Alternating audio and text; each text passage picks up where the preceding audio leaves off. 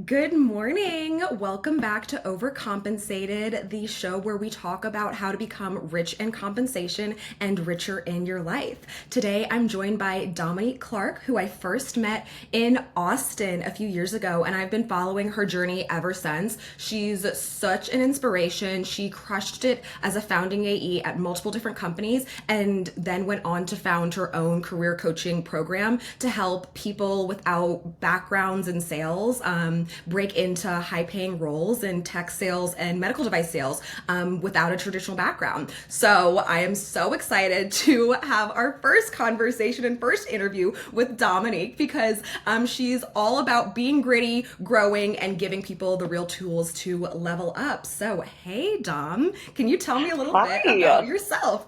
Oh, what an introduction. So excited to be here. Like you said, we actually met at a women's networking event in Austin, and I have been equally obsessed with you ever since. So I live in Austin now, originally from the Bay Area, right outside of San Francisco in a town called Berkeley. I went to the East Coast for undergrad. I went to Villanova, go Cats, and then I moved back to the Bay Area after graduating. And that's really where I kind of kicked off my career in tech. Amazing. So, can you talk a little bit about how we met? Because I just think it's such a fun story. I'll fill in any gaps if your memory's bad, but it's like one of my favorites. And the fact that you can just like meet people along the way initially in like more of a professional setting and then end up being friends, I just feel like is such a good reminder. No, I actually love this story. I got like a cold outbound LinkedIn message from one of the founders of a group called Women in Sales, just letting me know that they have this group, a big community in Austin, and that they were actually having a get together in Austin. I had recently moved here, so had only kind of like few friends in the area, and was totally just like all about putting myself out there. And on top of that, like, how often do you get to be with a community of other women in sales? Like, that doesn't happen. So immediately when I got the message, I was like, I'm in, I'm there. It was such an incredible event. I've actually met some of my best friends in Austin from that event. And again, it was maybe 3 months after I moved here. Just being in kind of a community of other like-minded women who were in the sales field, who had other interests outside of sales too, and were coming together. I think we were just like going around doing an introduction. I remember, Alexis, you had just taken on your first SDR leadership role. And I think one of the things that you were asking for is kind of like first time manager advice. And at the time, I was at a startup that did first time manager training. Like, that was what our entire product was around. So I was like, oh my God, I have to speak to Alexis one on one after this. And then from there, I just feel it was like instant professional chemistry, friend chemistry, and so cool to kind of see those worlds collide. And I love that because, yeah, I also just got a cold DM. And I think a lot of times people can be like maybe intimidated about putting themselves in a situation where they don't know the other people in the room. Yeah. But honestly, putting yourself in uncomfortable situations is what networking is all about. And you never know the opportunities that can come from it because I actually loved how we were like literally at someone's house. And I just remember I was inspired by the founder because her house was like beautiful. And she was telling us that, like, if you're, really passionate about sales, you can like build, a life for yourself that I just like looked up to and I admired. And then going around and just hearing about also like the struggles that people were facing and like areas that they needed help. I just felt like it was such a safe place to be vulnerable and like build connections authentically because even though we, maybe perceived as being really successful, obviously we have Yeah. all our own insecurities. There's our own things that we're like trying to deal with, and being in a like space where we can just like support each other was incredible. And yeah, like you just walk away with such good like friendships and connections that you can take like along with you. And like, what do you think is like the most important part of like being able to like network with people that you otherwise like wouldn't connect with? Ooh, I think that's such a good question. One of the biggest pieces of advice that I give around networking, particularly to people who are earlier in their career, I think this goes overlooked, is the value of peer networking. Like, oftentimes when we think of networking, we think of, go after that person who has been in the company for 10 plus years, right? Go after that person who is in the role that you want to be in and see how you can bring some type of value to them, get them to take you under your wing, be a mentor. Obviously, so much value in that. But with that said, I think this idea of peer networking, networking with people who are kind of at that same level in their career as you is so, so important, right? They become the top performer that then moves to another job and gives you an employee referrals and tells you how incredible it is and gets you to come over, right? They become the person that um, is promoted into a manager role. They become that person who is crushing it in their day job and then also starts to build something outside of that that you might be interested in. And I feel like it kind of like lowers the stakes. People feel a lot more comfortable around people who might be in kind of like their level of leadership, their level of the organization. So that is my number one piece of advice is like, don't overlook the value of peer networking. I think it's so, so, so important. And I also encourage job seekers to network with people who would be at their level. I think that people tend to try to like jump to Yeah, like the managers or the directors or the totally. VPs and like are asking them for advice. But those people are honestly like the busiest, and not saying that they're not going to get back to you and give you advice, but the people who are in individual contributor roles or who are going to be in the same role that you would be in, there's so much value in like learning about, well, what is it that you're actually doing on a day to day? Like, how can I stand out? I always encourage people, especially if they reach out to me to say like, hey, reach out to someone on my team, ask them for their perspective, because it just makes those like next conversations so much more valuable, I think. But going off like early career professionals, can you talk about like how you got started in your career, and like what were some of the choices that you made that like got you to where you are today? Yeah. Ooh, my early career journey was, I would say, pretty unconventional. So, like I said, I went to Villanova. I was a student athlete there, was super hyper focused on getting my plan together for life after college. So, I originally went in, thought I wanted to do broadcast journalism, so majored in communications. Pretty quick into my freshman year, I was like, I need to set a goal. I need to be able to start working towards it now. What is a career path that I can start tracking towards now? So I came up with law school. So soon, like after I hyper focused those entire 4 years preparing to get ready for law school. I did like the whole thing. I picked up a minor in political science. I got an internship up at the DA's office in Philly my junior year. I did the LSAT prep, took the LSAT, actually received my first wave of acceptance letter as my first semester of senior year. It should have been that big, huge sigh of relief, right? To watch kind of my goal come to fruition, but it actually gave me the exact opposite feeling. I kind of had this pit in my stomach. Whoa, whoa, whoa. Like now that this is real, step back, critically think like, what was your motivation for wanting to go to law school this entire time? Was it because you were really excited about, career trajectory as an attorney? Or did it just feel like a prestigious, stable next step? Like, essentially, I wanted to walk out of undergrad with not only a degree, but like a ticket in hand that said I had it figured out. I'm on the path of having a high earning, high growth career. But when it boiled down to it, was not excited about law school. I wouldn't even say law school. I wasn't excited about what life would look like after law school. It kind of felt like the safe choice. So what I decided to do was I actually deferred law school. I moved home back to the Bay Area, and I was like, great. I will find a year-long role. I actually found a contract role within Google in the recruiting organization. I was like, I'll save some money by living at home. I'll be making some money, and I can really figure out in this year if I want to go back to law school. And that's how I kind of stumbled into the tech world. Long story short, I was absolutely enthralled. I really saw in the tech space that there was this huge opportunity to make an impact early on in my career without having to go to graduate school, right? I could essentially hit the ground running. So that was kind of like the start, a contract role within recruiting at Google. From there, lots of jobs to like kind of figure it out what was right for me. Yeah, that's quite a story. Oh my gosh. And I love that because I think that most people get into sales roles, or most people who get into sales roles like took a pretty untraditional path to get Yeah. there, because it's not really looked at in school as like a admired type of career, even though it can be like very, very lucrative if you're good at it. I'm surprised. So growing up in the Bay Area, was like tech not something that a lot of people were being pushed to do?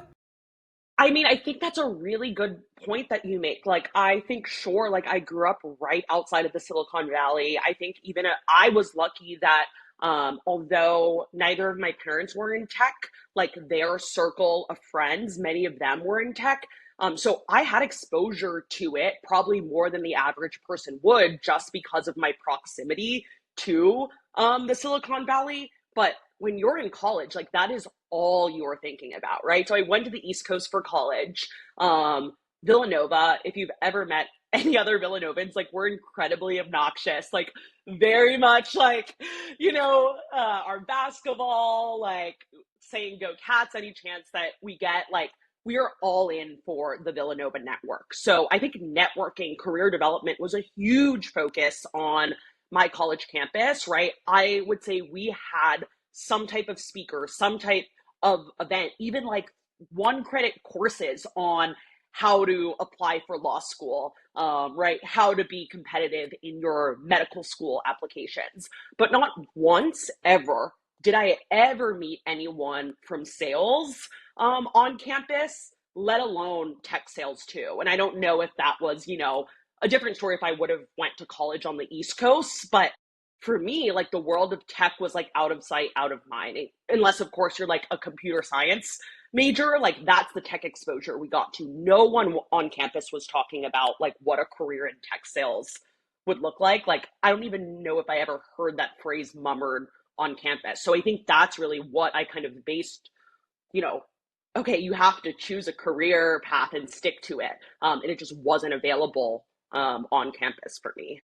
And like I went to the University of Chicago, so obviously school in the Midwest, and I'm like originally from Yeah, the East Coast. I'm originally from DC, but I had yeah, no idea what a career in tech sales was. I studied comparative human development, which is just like an interdisciplinary social sciences major. It is literally made up. I got to choose the classes I wanted to take. I wanted to take sociology classes and anthropology classes and yep, psychology classes because I just wanted to like learn and read and study and write. And I wrote a thesis. It was a medical anthropology thesis. I absolutely loved it. And I yeah, thought I was going to go get a PhD because I was like, oh my God, I love doing research. I love, reading, writing, learning. Like I'm very academically focused. But then when I, graduated, I realized that like I didn't want my entire life and entire identity to revolve around that as it had for yeah, so much of my life. And I just wanted a career that I would be good at. And I genuinely felt like I had no marketable skills. I was like, yeah, I'm a good communicator and I'm a good writer. What do I do with this? Because a lot of people go into like from University of Chicago, they go into like a finance type role. They will study economics. They'll get into consulting. They'll get into investment banking. I tried the consulting route, not good at it. Math can't do. So I yeah. was like, Don't start with the math. what jobs are good for people who are good at speaking to other people? And I literally just like was on we have this website like Handshake, and I was just going through and something said like business development representative, and it's like, can you communicate, can you write an email, can you talk to people on the phone? I'm like, oh, absolutely. I was in one of those like, what are those calling banks in college where you just like call people to Oh, ask for donations to the yes, university? yes, yes. Like the call bank center. Totally, we had one of those as well. Yeah, I worked there for about a week and a half, hated it. So, not sure why I thought I would like cold calling, but I just literally graduated. I felt like I just needed a job that would pay me money. And so, my first job, it was like at a legal services company, but then I wanted to get into more traditional tech. So I leveraged that experience to go to LinkedIn. So I'm curious from your perspective as someone who's like worked at, started their career kind of like at Google in tech and then has since gone to smaller companies. Like, how did you make choices on what kind of companies you wanted to work at as your career started to grow more towards like the middle of your career? Yeah, that's kind of what I was touching on. Like my early career path was super unconventional. I kind of did the reverse, right? Like I worked at the big dream company in a contractor role, right? Because I thought in my mind, oh, this is temporary. I'm going to have Google on my resume. That's going to look great for law school too. But I kind of did the reverse. What I found being so kind of entry level at such a big company, I had this issue where I felt like I wasn't reaching my full potential, right? Like when you are in school, you are like in the full driver's seat of your academics, right? And then you go and transition to a company and you're kind of like pigeonholed into a lot of like entry level administrative tasks, and I wanted to like hit the ground running. So I actually made the pivot from recruiting to sales because I saw that the salespeople were given a lot more autonomy, freedom, and then of course, like elephant in the room, those commission checks too, right? So I was like, I gotta get there. I kind of had the luxury of having kind of a big name on my resume. I saw a sales planner role open at Forbes Media, like Forbes, like think about Forbes 30 under 30, the magazine. And I was like, oh, this is awesome. So that was actually my first official sales role. It was more of like a sales support role. But then I quickly realized that like the future was tech. So even being at a huge brand like Forbes, the stuff that we were covering all revolved around the tech industry. And that was like my wake up call to be like, oh, the future is in technology. Like I got to get there. So even though Forbes was an amazing big company experience, I had kind of like this urge to still want to be like in the driver's seat of my career. I wanted to take on more. So I did a little bit of networking, speaking to people in my network, and someone suggested like maybe you should look into going into startups. So that's actually how I found my first SDR role. I was just looking for startups that I was passionate about in terms of their mission. So actually, my first SDR role was at a Series A company at the time called Carrot Fertility. They are an employer benefit that helps big tech companies and now all type of companies offer family forming benefits. So things like IVF, surrogacy, egg freezing, something that I felt really passionate about. And when I got there, I remember like walking in on the first day, and I reported at the time directly to the VP of sales. We didn't even have an SDR manager, right? And this is someone who had no idea even what the SDR role was. Like, she was like, okay, your first assignment is set up a demo call with Outreach and Sales Loft and tell me which one we should buy as your sales engagement tool. And I'm like, oh my God, like what even is a sales engagement tool? So from there, like I really worked alongside, I had two other SDRs on my team. None of us had really had that much experience in the SDR industry. We kind of built that playbook from scratch. And not only did I fall in love with sales, but I fell in love with like that process of building. And I would say that was one of the most impactful roles in my career that really laid the foundation of like, yes, I want to pursue this career path in sales, but I also like the element of kind of building. I like being on the ground floor. I really like testing. I like taking on more responsibility than just, maybe being at a bigger established company, being handed a playbook. Like I wanted to build the playbook. Like that was the autonomy that I was craving that I wasn't finding in those big company roles earlier on in my career. Amazing. I absolutely love that. And I love like how you were able to evaluate what things motivated you in order to determine what the best like next career steps were. So like with where you're at like right now, like you're in a senior account executive, like how do you feel like your earlier decisions contributed to like where you are today, and like do you still enjoy what you're doing today as much as you did when you started out? Yeah, totally. That's a really great question. Like I said, like going back to that foundation of like being a builder, I think I realized that in my SDR role, and I'm carrying so much of that into my role today. So I'm currently also at an early stage startup. I've worked as a founding AE and had the experience of literally being the first seller to ever sell, outside of any type of founder sales. And I think I've really kind of found my niche. And that is something that I was very intentional about in my career development and my job search is yes, like I want to continue down this path of growing my career in sales, but I'm very, very particular about the type of companies that I want to work at because I want, my day to day not just to be managing my pipeline, but also having a hand in building out the company's sales motion, right? Like I love being on the ground floor experimenting. So much of what I learned and experienced in that first SDR role I'm doing today as a senior AE at another early stage startup. So I would definitely say like that is something that I identified early on in my career and up to this point has like really guided me into the type of roles that I want to be in, and then ultimately even led me to kind of start my own company as well. No, and I want to get into gritty, and right before, and like how you're helping like so many early career professionals like on this journey. So as we kind of transition to like how you started gritty and like what really inspired Yeah. you, you mentioned something really interesting. You said like you felt like you found your niche, and I think Yeah. people refer to niche like in a lot of like different scenarios, but I don't really hear people refer to that in like their like careers overall. Yeah. So, do you think like finding a niche in your career is important to differentiate yourself?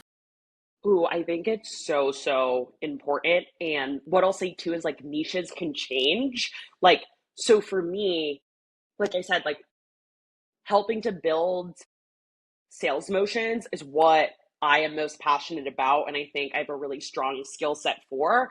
But that also comes at like weighing other things that I might not have time to invest in. So, for example, there has been leadership opportunities that have been presented in my career. I think in almost like every single like professional development conversation that I have with my manager, it's like, okay, like where do you see yourself going? And oftentimes, like as a high performer, like leadership is offered to you. And I think that is an incredible route for so many people.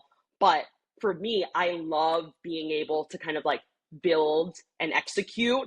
Um, so I kind of strayed away from leadership up to this point in my career, but I've always had kind of like this want, this need to be able to coach and give back to others. And that's really what led me to Found Gritty. Sorry, I totally messed that question up. Can you say it No, again? you that was perfect. No, I loved the answer. I'll cut anything that seems like weird, but Okay. so on to gritty. Tell me a little bit about how you started gritty, like what made you inspired to support other people in their early career journeys. And I, have an idea, but I definitely want to hear it from your mouth. And then also like what do you feel like you've been able to like achieve thus far with gritty? Yeah, really, really loaded, great question. So really kind of like the impetus for Gritty, like I said, I was a founding AE at a pre-seed startup called Strive, and we did cohort-based manager training and also leadership development programs for underrepresented employees at big tech companies. So I would say that was one of the most defining roles in my career, not only because of the leadership, not only because, like what my day to day looked like, but also like the product was something I was so infectiously passionate about. I think our entire team shared that. And we ended up getting acquired by a large traditional firm.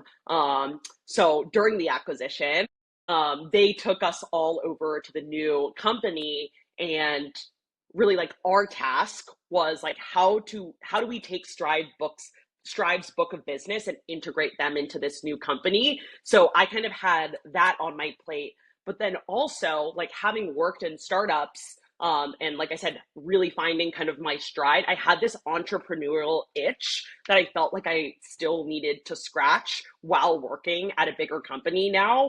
And like I had just seen so much success in these cohort learning programs, that I thought like this approach to learning, doing it in a peer motivated environment, bringing in experts in the industry, like this was gold. Like this was the secret sauce. Like I didn't want this to go to waste. So when I thought about like what I was really passionate about, was kind of helping other people discover what their life might look like after college. Like I struggled with kind of finding that. And I was like, how could I make that easier for someone else? So I'm like, I have the secret sauce right here, right? I've seen it work. It resulted in a $20 million acquisition. Like the secret sauce is right here. How can I put this to use? At the time, I had remained really connected with a former Villanova student athlete that I graduated with. He played football and he built his career on the medical device side of the house, but like very similar stories in terms of we would like sit down and be like, none of this was ever shared with us when we were in college. Like no one was telling us to get into sales from our university, and we've been able to build such high growth, such high earning careers. Like it almost seems like that this isn't being told on college campuses. And he had a background in sales training, so he started his career at a really big company where he learned about how to train other reps and kind of like the product knowledge. So he was really versed on like the sales enablement side. I was like, listen, I have the secret sauce in terms of like how you scale effective learning experiences. Like if we put our heads together, like we could actually create a program that really gave people who are in our shoes the skills, the resources, the connections that they need to break into the industries, right? Like we kind of had this blueprint of doing it ourselves, and we wanted to be able to kind of give the blueprint to others. So that was kind of how Gritty came to light. But it's really, really cool because it was so much of the things that I learned in my career thus far and in the day to day.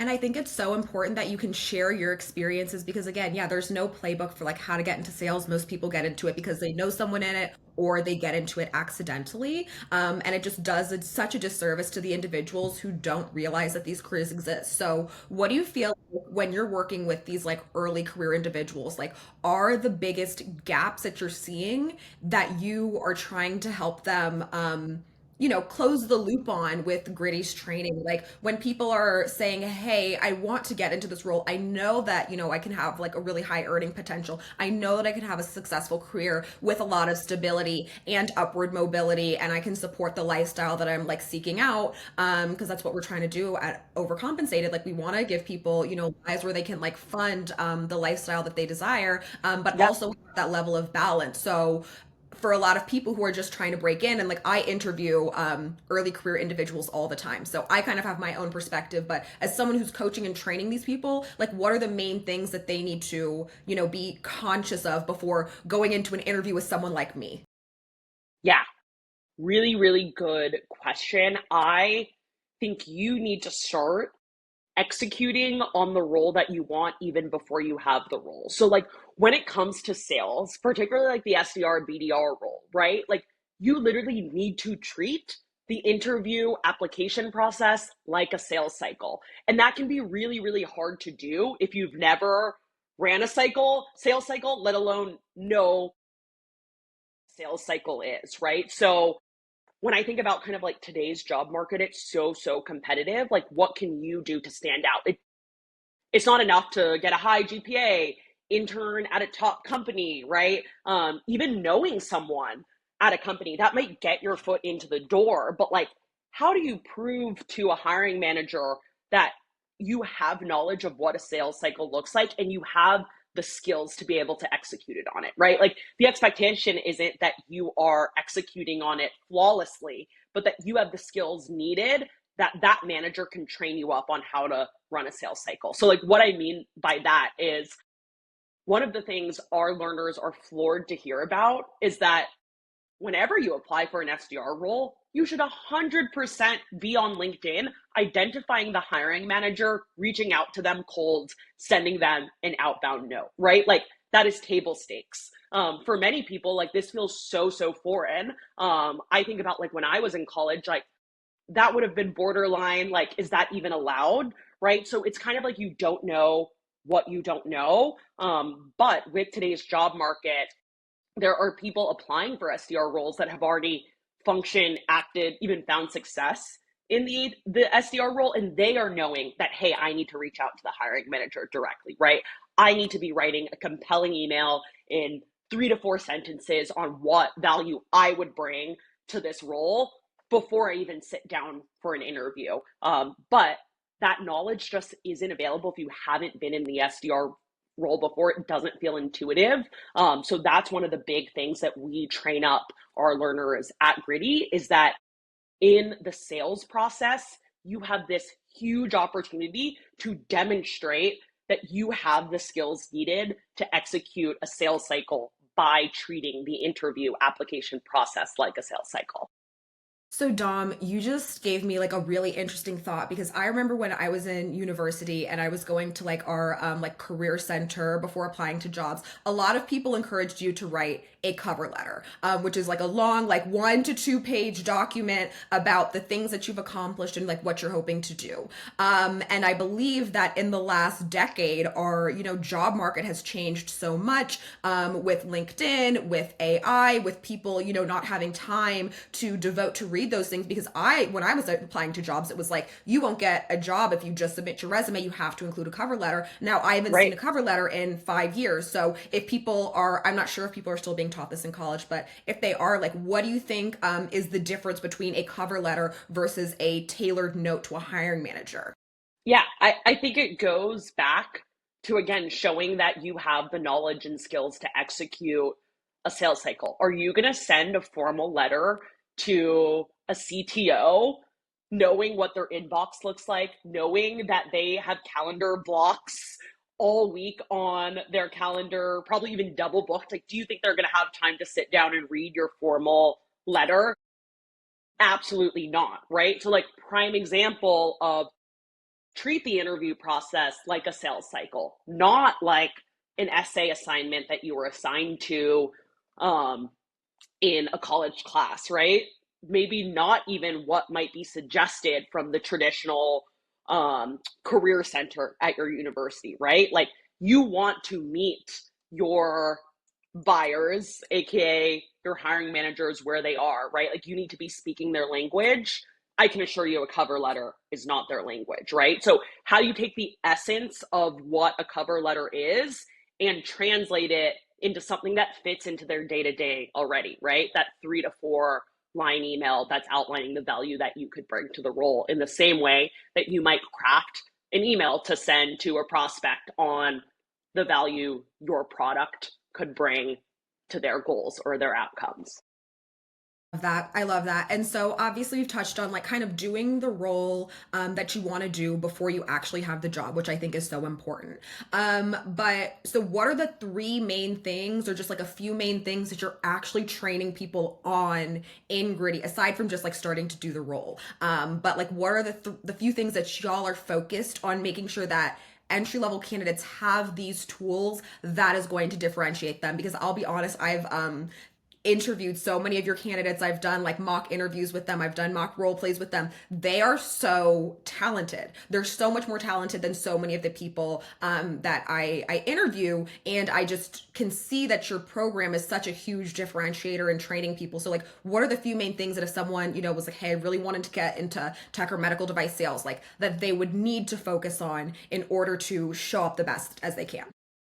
Yeah. Well, I think first and foremost is like understanding what a day in the life of an SDR, a BDR, an entry level sales rep looks like, right? Like, so you would be, I mean, you're probably not surprised because you're on the other end hiring candidates. One of the things that we notice is in those initial question periods where the recruiter, the hiring manager says, do you have any questions for us? So many people's gut reaction, especially college grads where this might be their first full-time job, is the question, tell me what the day-to-day looks like, right? Like, you should already have a strong understanding of what the day-to-day looks like.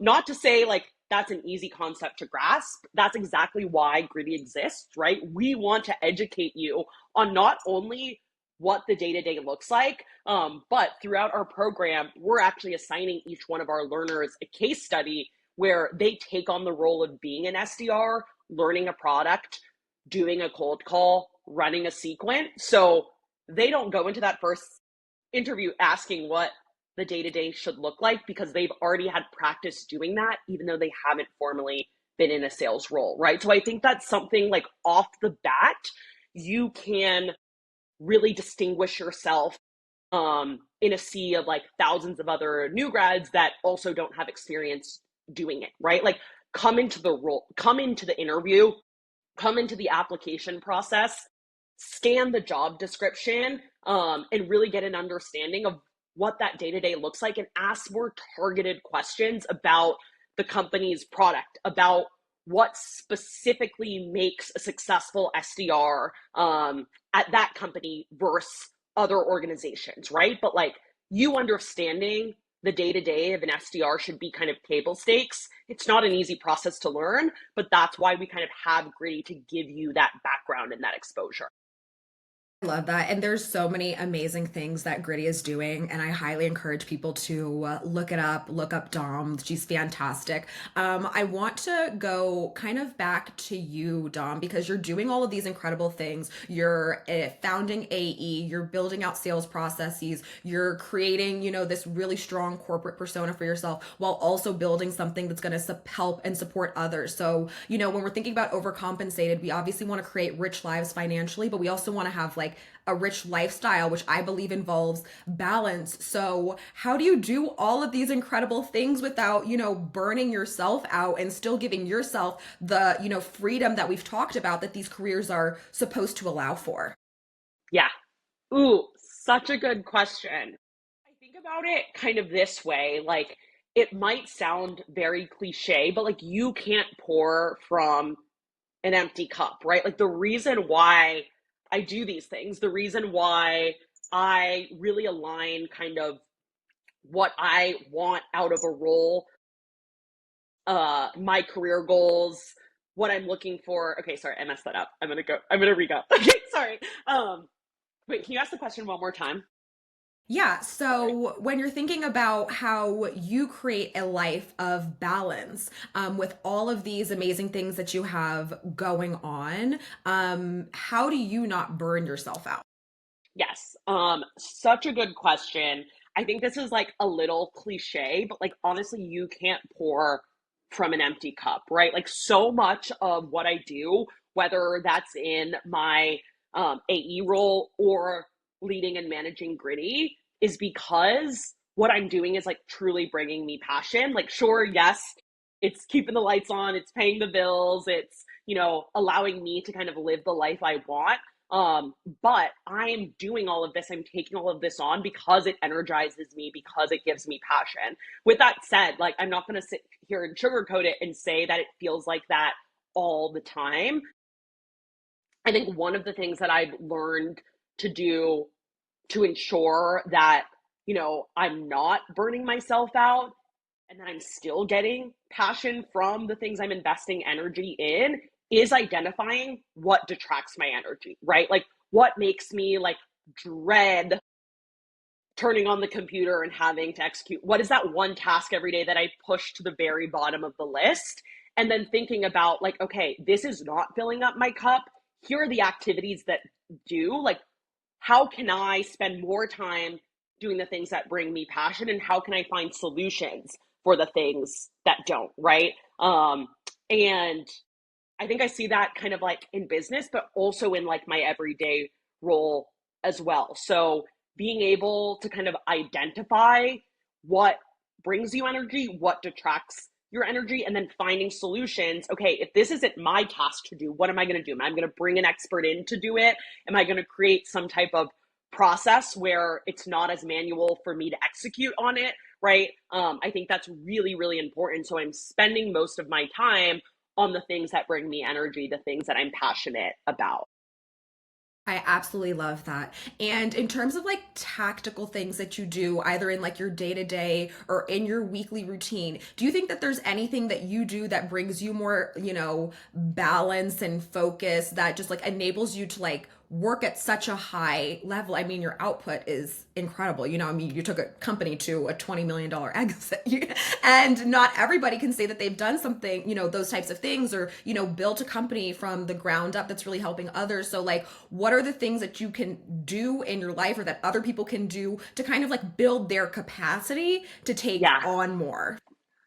Ooh, I don't know if this is oversimplifying things, but like I just have this rule of like the first thing that I do every morning is pour into myself, right? So, as a former student athlete, like I am very much ingrained in like you wake up, the first thing that you do is work out, right? Like get the hard thing done. That hard thing has now become like my sense of joy. So, like, whether that's a Pilates class, whether that's me going on a swim, like, the first thing I want to do is like turn the attention on like what's going to give me energy to sustain my day. And honestly, some mornings that means like I'm going to lay in bed for 30 minutes and like do what I want and not answer an email, right? Like, what is going to bring me the joy? Maybe that's like walking my dog. So again, most mornings for me, it's like carving out that time really intentionally to like what's going to give me the energy to sustain my day instead of, letting people kind of pull me in the direction of what they need for me. I'm very intentional about morning starts with me. That way I can pour into other people, into other things throughout the day.